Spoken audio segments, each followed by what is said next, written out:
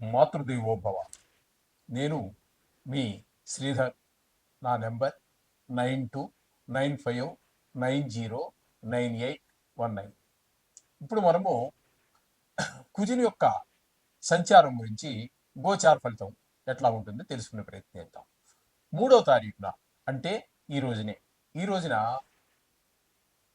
మిథున రాశి నుండి కర్కాటక రాశిలోనికి కుజుని యొక్క సంచారం జరుగుతున్నది.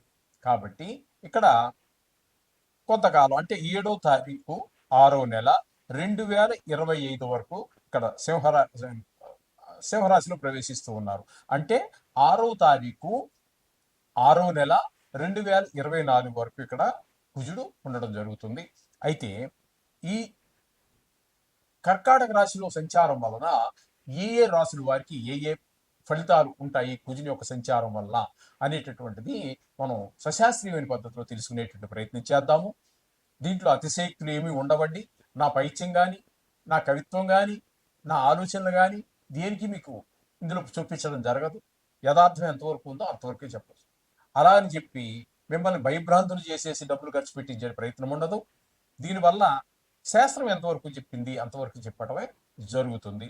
అయితే ఇక్కడ గోచార ఫలితాలు ఎప్పుడు కూడా ఏ విధంగా ఉంటాయి అంటే, ఏ రాశిలో సంచారం చేస్తున్నారో ఆ రాశిలో సంచారం చేసినప్పుడు ఏ విధమైన ఫలితాలు ఉంటాయి అనేటటువంటిది ఉంటుంది. ఈ నెక్స్ట్ చాలా మంది దీన్ని ఉటంకించటం లేదు. మన జ్యోతిష్య మిత్రులు వారికి అందుచేత ఆ విషయాన్ని కూడా మీకు నేను తెలియపరచాలని అనుకుంటున్నాను. అందుచేత ఇక్కడ జన్మ రాశి నుంచి 1, 6, 11 స్థానాల్లో కనుక ఈ యొక్క ఏ గ్రహం అయితే గురించి మనం చెప్పుకుంటున్నామో ఆ గ్రహం సంచారం చేస్తూ, ఇప్పుడు మనం కుజ గ్రహం గురించి మనం చెప్పుకుంటున్నాం. వృశ్చిక రాశి వారికి కుజుని యొక్క గోచారము భాగ్యస్థానంలో జరుగుతోందండి. భాగ్యస్థానంలో కుజుని యొక్క సంచారము శుభ ఫలితములను ఇస్తుందా అశుభ ఫలితములను ఇస్తుందా అనేటటువంటిది మనం తీసుకున్నట్టయితే, కుజుని యొక్క సంచారము భాగ్యస్థానంలో శుభ ఫలితములను ఇవ్వజాలదు. ఎట్టి పరిస్థితుల్లోనూ శుభ ఫలితములు ఇవ్వదు, అశుభ ఫలితాలు ఇస్తూ ఉంటుంది.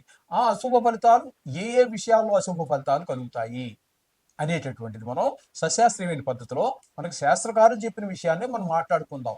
ఇందులో మనకు సంబంధించి అది మనం గొప్పవాళ్ళం కాదండి. మనం శాస్త్రం రాయలేం. ఏదో శాస్త్రం చదువుకున్నాము, మీరు చదవలేదు, మేము చదువుకున్నాం. కాబట్టి శాస్త్రాన్ని కాస్త శాస్త్రంగానే చెబుతాం. ఇందులో నా పైత్యాలు కానీ నా కవిత్వాలు కానీ కలపనండి. అంచేత శాస్త్రం ఏం చెబుతోంది అన్నట్టయితే, ఇక్కడ ఏం జరుగుతోంది అనేది మనం శాస్త్రీయంగా చెప్పుకున్నట్టే 9వ స్థానంలో కుజుని యొక్క సంచారము ఆశనాచ్యదనసూన్యూనం శోషణం దేహపీడనం స్థాననాశం విరోధంచ నవమస్తు ధరాసుతః. ఇందాక కూడా వచ్చింది మనకి ఇదే పదం.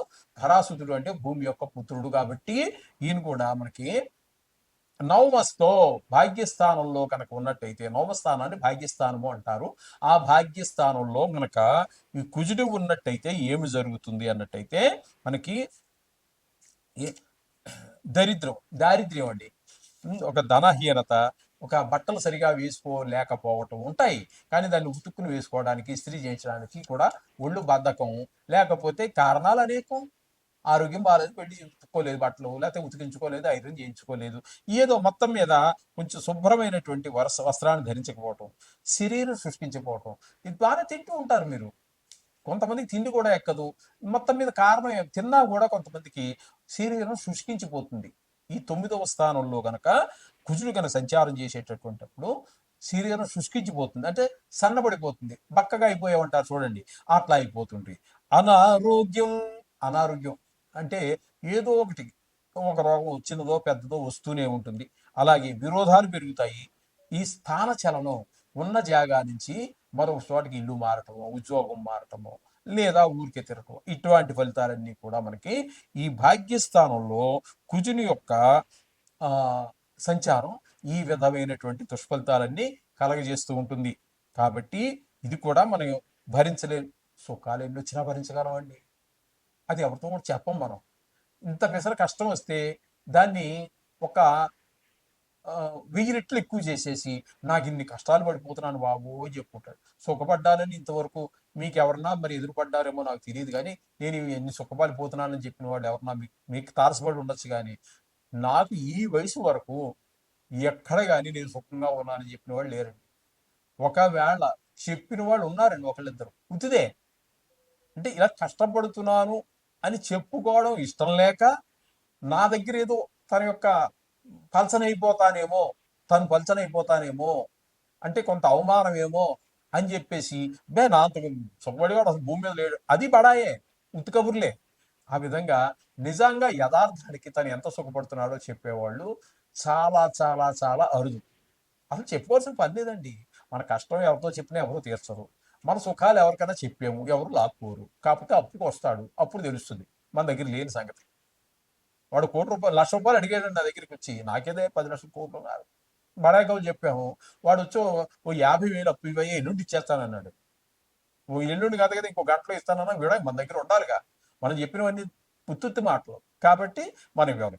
ఈ విధమైనవి ఉండవు అనమాట. ఈ విధమైన ఫలితాలన్నీ కూడా భాగ్యస్థానం అంటేనే అన్ని సౌకర్యాలు ఇచ్చేటటువంటిది. ఈవెన్ భావాద్భావం తీసుకున్నట్టయితే కూడా పూర్వపుణ్య ఫలం అంతా కూడా అందులోనే ఉంటుంది.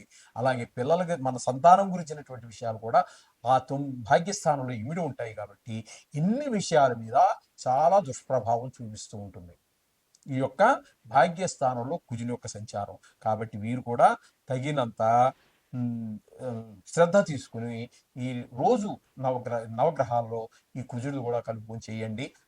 ఈ పీరియడ్ అయిపోయిన తర్వాత లేకపోతే మధ్యలో కూడా మొదట 40 రోజులు అవ్వాలని ఏమి లేదండి.